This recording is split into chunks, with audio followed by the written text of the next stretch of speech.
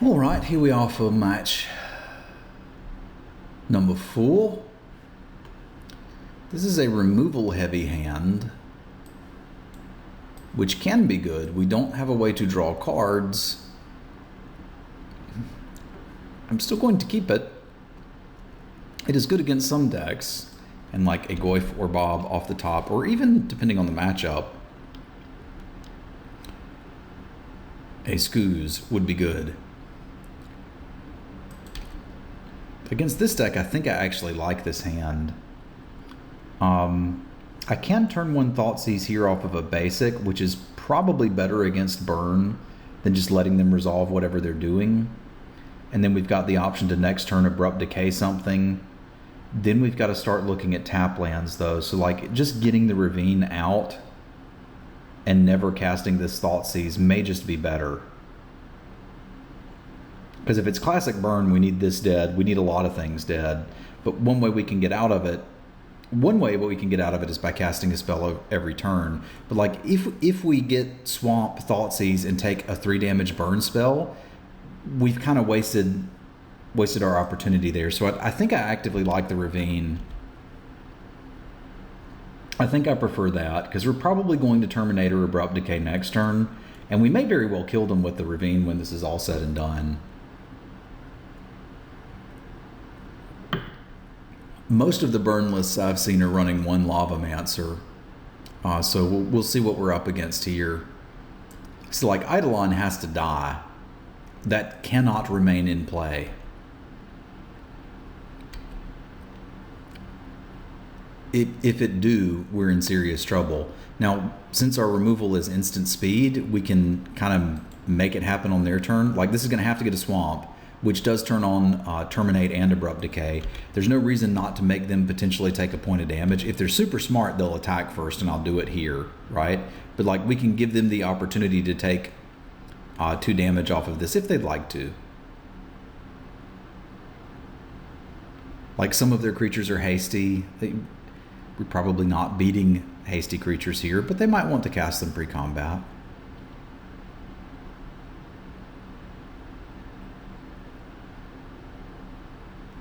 See, there's one of the ones.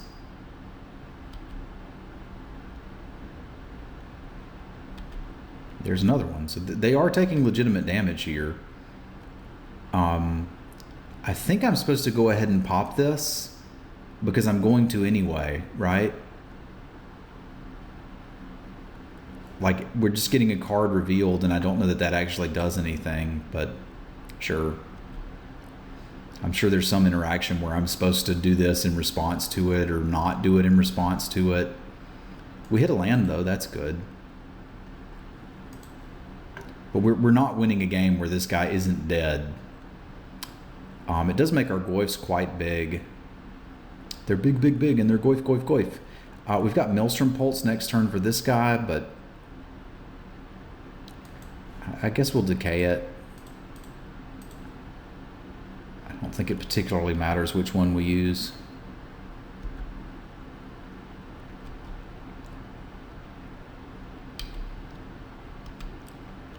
Colligan's Command can be good.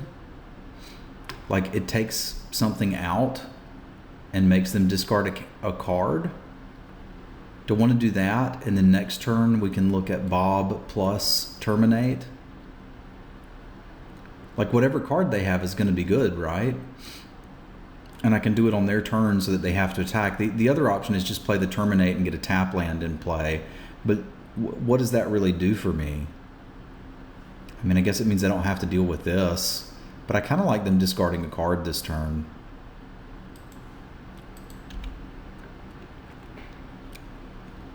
And we'll take out the guide unless they cast a spell to pump the Swift Spear. Like we're not looking great here, but we're nowhere near dead.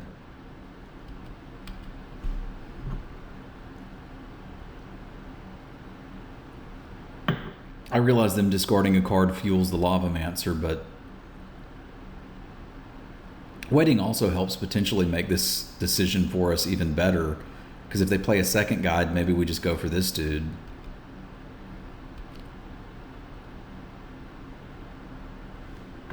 Or maybe not.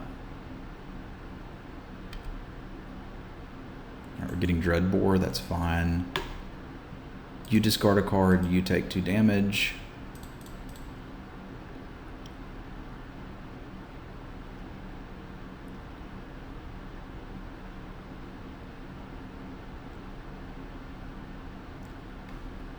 Atarka's Command?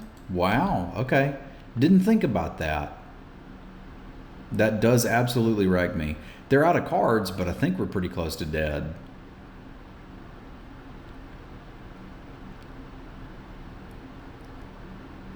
Fortunately, we've got a great sideboard card for this, but that really hurt.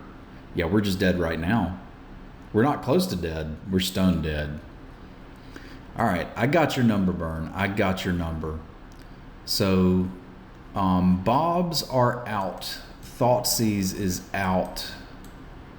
Finks and Huntmaster are in. Anger of the Gods is in. Explosives are in. Kalidas number 2 is in. Chandra is out. Now, Duress can be quite good if you get it early, so I think we'd like to make room for that and probably ditch something like... Actually, Liliana's probably our worst bet. Like something here. I don't even hate running the Damnation, especially since we saw that Wild and the Cattle. Like, getting to 4 mana is a real challenge.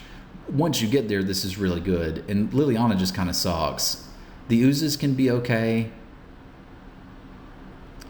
Yeah, I think I need this, and I think I'm just not in on Liliana. I don't mind 1. Like, sometimes you clean up and there's something left there. But we're looking to get our card advantage now off of Coursers and just having a good opener. Burn is challenging, so I've considered sometimes, like for the big tournament, just submitting this list with this sideboard. Right, so I can sideboard into the things that I want. Because there's so many burn decks. We'd like to play first. All right. We've got Kalidas, we've got removal, we've got a turn 1 Duress. We've got a little bit of pain, but I think we can be okay with this. Like, if we're able to resolve Kalidas, it's game over, man. Game over, man. We could even look at tap land. That's not crazy. Tap land, next turn bolt a creature, duress you. I think I'm on that. Like, let's save as much life as we can. Because they're going to have a 1 casting cost dude. Like, that's what burn does. And they're not going to lightning bolt my face turn 1. My face. The downside of duress is it cannot hit the Eidolon, which I think is one of the most scary cards they play.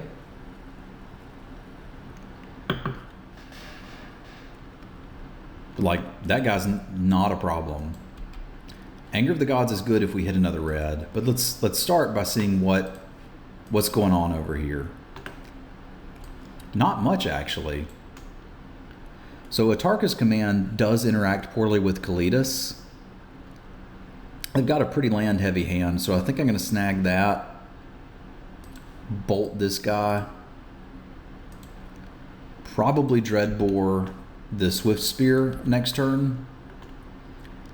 Because they're going to likely Swift Spear bolt my fast. And then we'll hope to win this off of land into Kalidas. Right, so they played the Foothills, that, and that. We got to bolt my face too, right? Yeah. So no, they're holding 2 lands. It's just a matter of, can I hit Kalidas before they, like, any land is great here.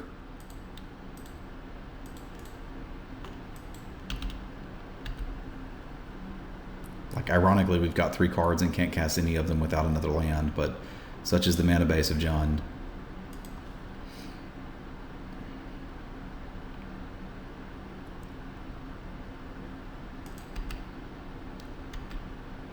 Come on.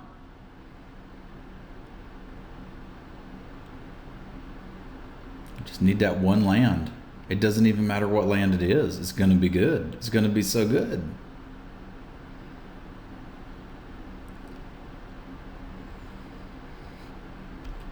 We know they have a land in hand. And if I can just deploy these cards. Alright.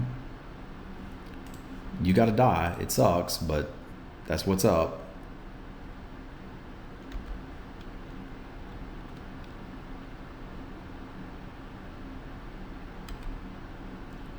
Hello, wooded foothills. You have to get a painful land for me, so I don't like it, but Kitchen Finks is pretty good. So is Kalitas, but Kitchen Finks, I think, is better here. Because I want the life right now. Like, being at 4 is a little scary when we know they could have Boros Charm. It's not scary now when we know they're on stone nothing.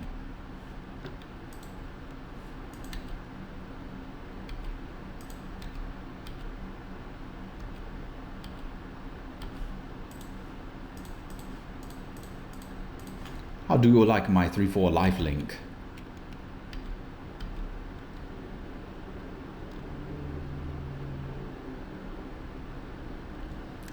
I did not think you would like it. So going on the play is a little bit more difficult against this deck, which is, again, why I've thought about sideboarding this. So if we win the dice roll, we've got a good shot at doing something here. But like, the trick is weather their early draw and then resolve one of these cards. Ooze is close to good enough, but like, all of these kind of shut them down. These 14 cards are the cards that matter, and these should keep us alive long enough to cast them. I've been cutting Thoughtseize for Duress in a lot of matchups. I wonder if there's an argument to just main deck Duress instead of Thoughtseize. Like, even the creature-based strategies are using lots of spells. Like, you can hit Cranial Plating, you can hit Become Immense, whereas Thoughtseize, you're just like, how often do you take a creature with this? You just don't that often. At least I don't. That doesn't mean one shouldn't, just that one doesn't. So this has got some cards that I really want in this matchup. Like, if I get the Stomping Ground with this, I can bolt them. And then if I draw one more green source, they're in a good bit of trouble. And if I get to 4 lands, they're just done. So let's take a look at how many lands this deck is playing and what my odds are to draw them. Right, so we're playing 24 lands. We've got, I'm sorry, sometimes math is boring, but I think you need to do this. We've got 53 cards in the deck. We've got 22 lands left. That means we're looking at turn 3 to see another land, and we're on the draw. So we're looking at 3 draws to get it, and we've got 3 draws. If it's a green source, I think we're in great shape. So I'm going to keep this, even though it's a bit slow. I don't think that this beats like a God draw from them. I do think it beats a slow start. Give me that land. No, it got me a lightning bolt. All right. We're going to have to take some hits here. I'm going to take my damage and bolt that. I don't like it, but we are at least going to get to see another land. See? There's the land. Yeah, we need the Stomping Ground here.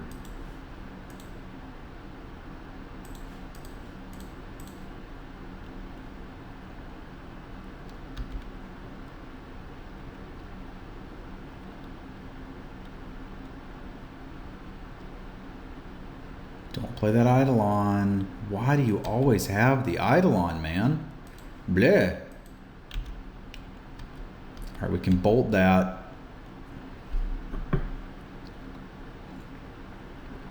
Resolves the Finks. I hope it's good enough.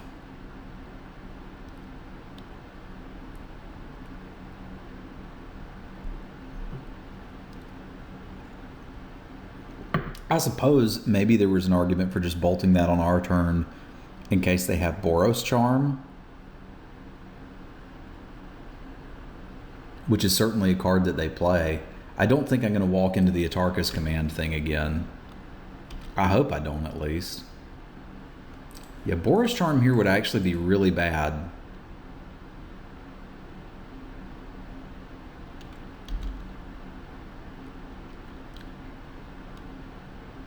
So would another Eidolon, but...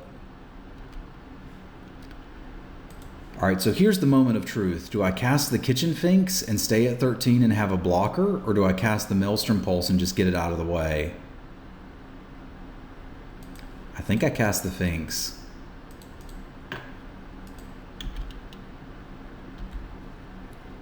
Like, it means they kind of can't attack in, and maybe they cast another one.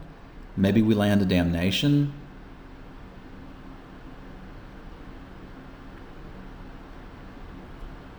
Maybe we land Kalidas.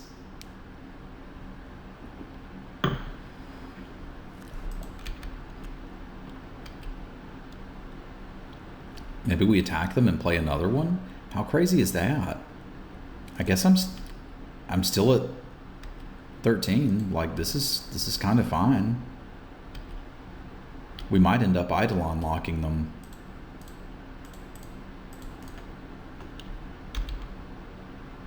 I might also end up getting burned out.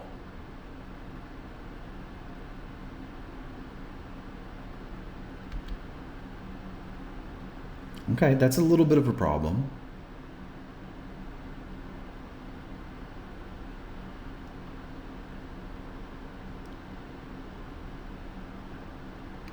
Skullcrack is a real card.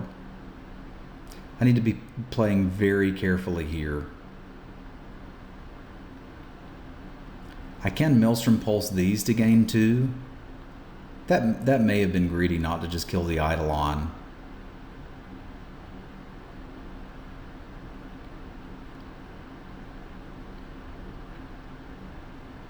That was probably playing greedy not to kill the Eidolon.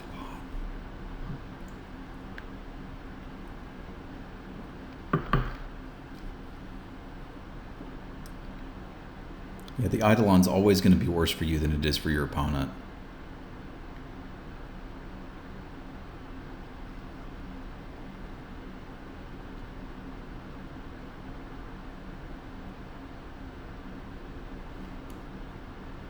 This card is so good. It didn't look like it was going to be that good when we were playing Theros back in the day. I remember. Remember Theros? I remember. Remember Xenagos? Remember Elspeth?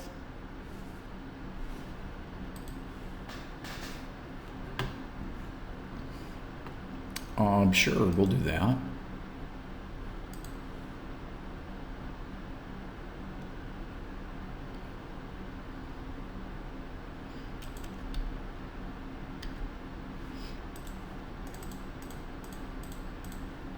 You need 2 bolts right now. And you got me. Otherwise, we're good to go.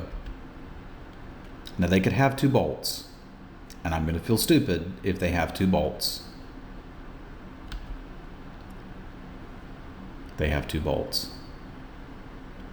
Yeah, not killing this the turn that I could have. Does that actually mess me up or not? Because I was going to take the 2 damage here anyway. I just don't have the Finks in play. Yeah, I don't know that that actually matters. Because the turn I played the Finks and they skull cracked me in response, right? If instead I had Maelstrom pulsed this, I guess I don't take the 2 damage when they path my Finks. So there's the mistake. Attacking with that Finks put me dead. It put them to 4, but you don't win the game when they're at 4. You win the game when they're at 0. Yeah, I need to jam as many burn matches as I can, because I think if I don't make that attack, I win this game. Unless one of their last cards is another 1-mana burn spell, which it could have been. They're playing Lava Spikes and such too. But holding that Finks back means they path 1 and can't attack. I was thinking I'm fine, but I'm really not. Like, there's a lot of reasons to not do that. Path being a big one, Hasty Creatures being another. Like, all I have to do is resolve Kalidas and untap and I win. Right? Because, like, if I resolve a Damnation after this, it's just game over, man. So, yeah, getting them to 4 just wasn't relevant. All right. We live and we learn. We live and we learn.